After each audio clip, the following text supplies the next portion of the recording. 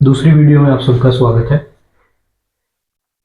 दूसरी वीडियो जैसा कि मैंने प्रॉमिस किया था, as on my previous video, as I promised, we will talk on additional use of present simple sentences। जो एडिशनल यूज हैं उन पे हम बात करेंगे। एडिशनल यानी थोड़ा सा एडवांस। अब देखिए, प्रेजेंट सिंपल सिर्फ इंट्रोगेटिव, डेफिनेटिव, नेगेटिव और इंट्रो और नेगेटिव इन चार पार्टों पे आगे खत्म नहीं होता है। अब प्रेजेंट सिंपल का हम जो ये सिचुएशन है, जो ये सिनारियो है, इनमें भी बहुत ज़्यादा यूज़ करते हैं। ठीक है, आज का जो टॉपिक है सिर्फ हम इस पे ही डिस्कस करेंगे। तो पहला जो हम एडिशनल यूजेस करते हैं, बहुत ज़्यादा इम्पोर्टेंट है ये, और हम डेली यूज़ करते हैं इस चीज़ को। तो पहला जैसे लेवल 1 है, तो लेवल 1 में क्या है, मैंने 4 पॉइंट बनाए हुए हैं, हम उस पर डिस्कस करेंगे। तो जो प्रेजेंट सिंपल है, ट्रू इन प्रेजेंट, यानी जब हम वर्तमान काल के अंदर सच्चाई की बात करते हैं तो तब हम क्या करते हैं, वहां पे प्रेजेंट सिंपल यूज करते हैं जब भी हम सच्चाई की बात करते हैं। फॉर एन एग्जाम्पल के तौर पे मैंने पहले ही एग्जाम्पल लिखे हुए हैं ताकि टाइम वेस्ट ना हो, जल्दी जल्दी ये चीजें क्लियर हो जाए। जैसे for an example, I am 19 years old, I am a student. ये क्या है, एक सच्चाई है प्रेजेंट के अंदर। अब बहुत सारे स्टूडेंट ये सोचते होंगे कि यहाँ पे तो जो है एम लगाया है, वो आपकी फर्स्ट फॉर्म ही नहीं है, ऐसी ऐसी ऐसी नहीं है उसके साथ। तो उसका देखो सिंपल फंडा है, यहाँ पे जो एम लगा है, इज, एम, आर, वॉज, वर, ये भी क्या है, वर्ब है। तो इनके ये वर्ब है और इनको हम प्रेजेंट में ही काउंट करते हैं। तो ये भी वर्ब है अपने आप में एक। तो जैसे बोला, आई एम 19 ईयर्स ओल्ड, मैं 19 साल का हूँ, मैं एक विद्यार्थी हूँ, मैं लंदन में रहता हूँ। तो इस तरह के जब भी सेंटेंसेस की बात होती है ट्रू चीजों की, तो हम उसको प्रेजेंट सिंपल में रखते हैं इन चीजों। तो दूसरा पॉइंट है ऑलवेज ट्रू और साइंटिफिक ट्रूथ, जो हमेशा सच्चाई ही रहती है, साइंटिफिक ट्रूथ है वो। लेट्स से एग्जांपल के तौर पे जैसे कि लिखा हुआ है, ह्यूमन बॉडी कंटेन्स 206 बोन्स, सच्चाई है, ट्रूथ। हमारा जो शरीर है वो 206 हड्डियों का क्या है, ढांचा है, तो उससे बना हुआ है, इसको कोई नकार नहीं सकता। ये क्या है, हमेशा ट्रूथ है, ऑलवेज ट्रूथ है, साइंटिफिक ट्रूथ। दूसरा एग्जांपल है जैसे water boils at 100 degree Celsius, ये भी एक साइंटिफिक ट्रूथ है। जब तक तापमान 100 डिग्री सेल्सियस तक नहीं जाएगा, पानी उबलेगा नहीं, साइंटिफिक ट्रूथ। दूसरा थर्ड पॉइंट है हमारे पास, हैपन्स रेगुलरली। अब कुछ चीजें हैं जो प्रेजेंट में हम डेली बेसिस पे करते हैं या रेगुलर बेसिस पे करते हैं। फॉर एन एग्जांपल के तौर पे जैसे कि मैंने लिखा भी हुआ है, I play football every weekend. अब जो यहाँ पे ये एवरी वर्ड है ना, ये इस बात का संदेश है, ये इस बात को इंडिकेट करता है कि मैं डेली फुटबॉल खेलता हूँ, हर वीकेंड। तो जहां पे ऐसी सिचुएशन आए, रेगुलरिटी शो करे, जहां पे हर हफ्ते में खेलता हूँ, ठीक है, जैसे मैं डेली क्लासेस लगाता हूँ, I attend classes every day, ठीक है, मैं डेली रिकॉर्डिंग करता हूँ, I record video every day. तो जब भी ऐसी चीजें आए तो हमें समझ लेना है कि वो किसके अंदर आते हैं, हैपन्स रेगुलरिटी के अंदर आते हैं। तो हम हमेशा यहाँ पे प्रेजेंट सिंपल का ही यूज करते हैं।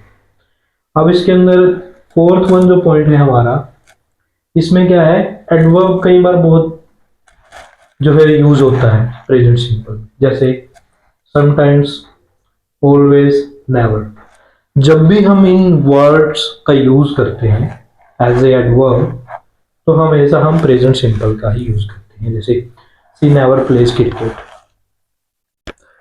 आई sometimes go to the cinema,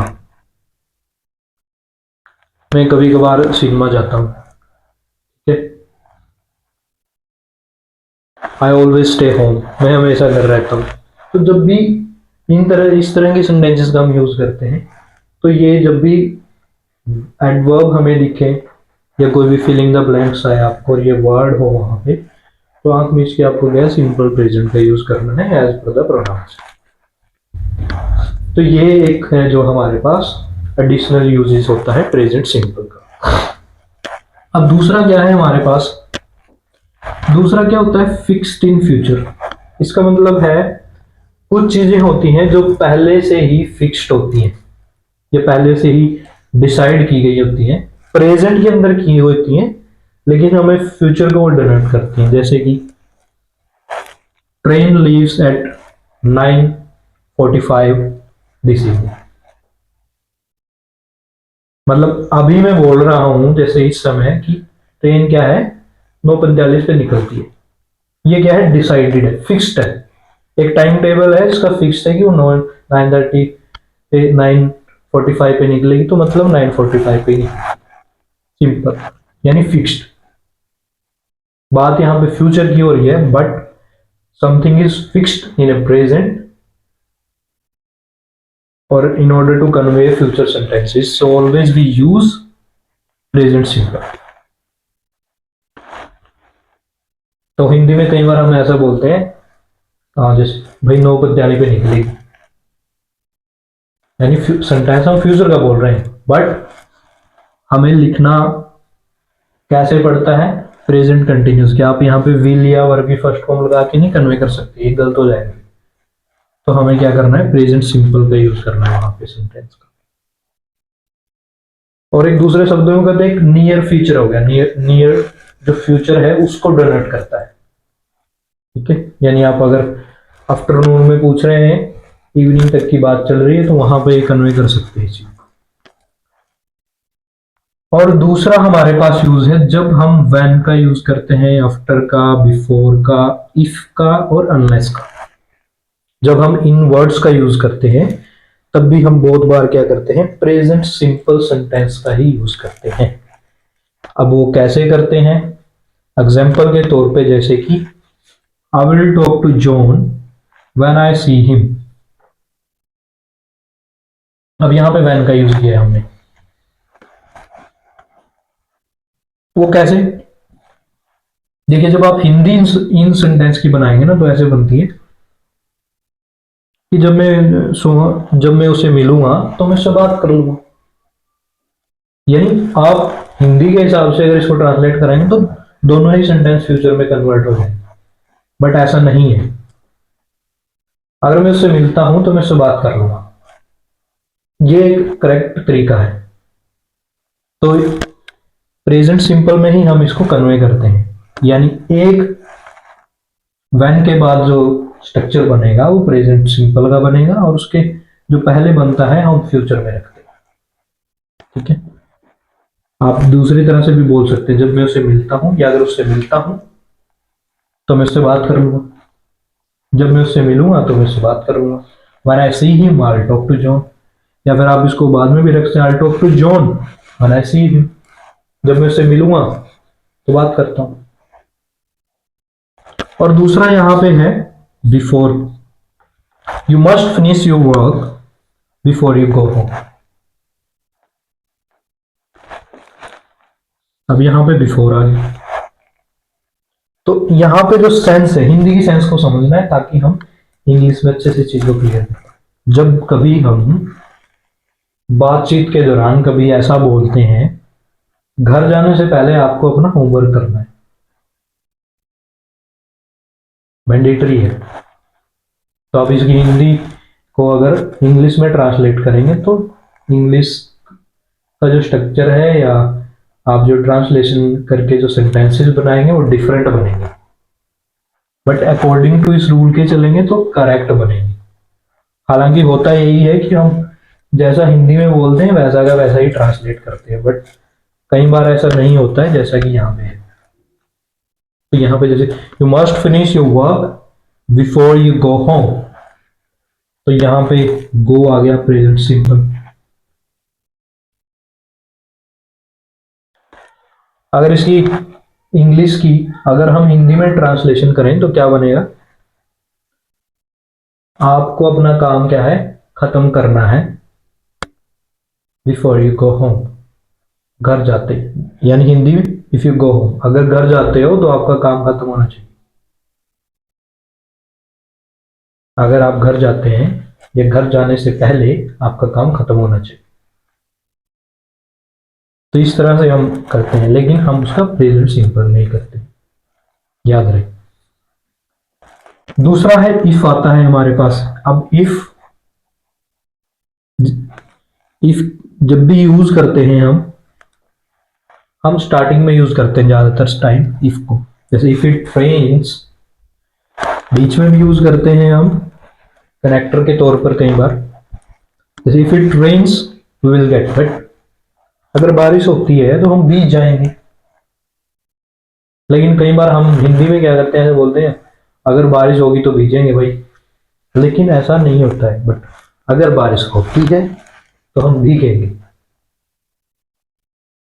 अगर प्रेजेंट में अब कुछ होता है it will impact future. If it rains we will get wet, हम भीग जाएंगे। तो यहाँ पे प्रेजेंट सिंपल का यूज हुआ है, उसके बाद फ्यूचर का। दूसरा है अनलेस। अनलेस क्या है, कई बार हम ऐसा बोल देते हैं जब तक तुम उससे पूछोगे नहीं वो आएगा नहीं, जब तक उसको बुलाओगे नहीं वो आएगा नहीं, यू वॉन्ट कम, वो नहीं आएगा, अनलेस जब तक यू आस्क हिम, जब तक उनसे पूछोगे नहीं। यानी दोनों ही, अगर आप हिंदी के हिसाब से चलेंगे तो दोनों ही फ्यूचर में है, बट ऐसा नहीं है। जब तक तुम नहीं पूछते, जब तक तुम नहीं पूछते हो वो नहीं आएगा। तो हमें इस तरह से कन्वे करना है ताकि हम ये इस चीज को अच्छे से समझ पाए। तो he won't come unless you ask him, जब तक आप उससे पूछते नहीं वो आएगा नहीं। तो हमें याद रखनी है जब भी इस तरह के सेंटेंसेस या स्ट्रक्चर या मैसेज को कन्वे करें तो हमें ये चीज यूज करनी है। हमें दोनों ही हिस्सों को फ्यूचर में कन्वर्ट नहीं करना है, एक हिस्सा प्रेजेंट का होता है हमारा, एक हिस्सा फ्यूचर का। तो ये है हमारा second level present simple sentence का। थर्ड लेवल है हमारा, कई बार क्या होता है जब हम पास्ट की बात करते हैं, लेकिन क्या करते हैं उसमें कई बार, जैसे हम स्टोरी सुना रहे हैं, स्टोरी के तौर पे मैंने जैसे यहाँ पे कुछ वर्ड है मार्क किए हैं, comes up, has, tells, asks, land, looks, ये क्या है, सारे के सारे प्रेजेंट सिंपल वर्ड्स हैं।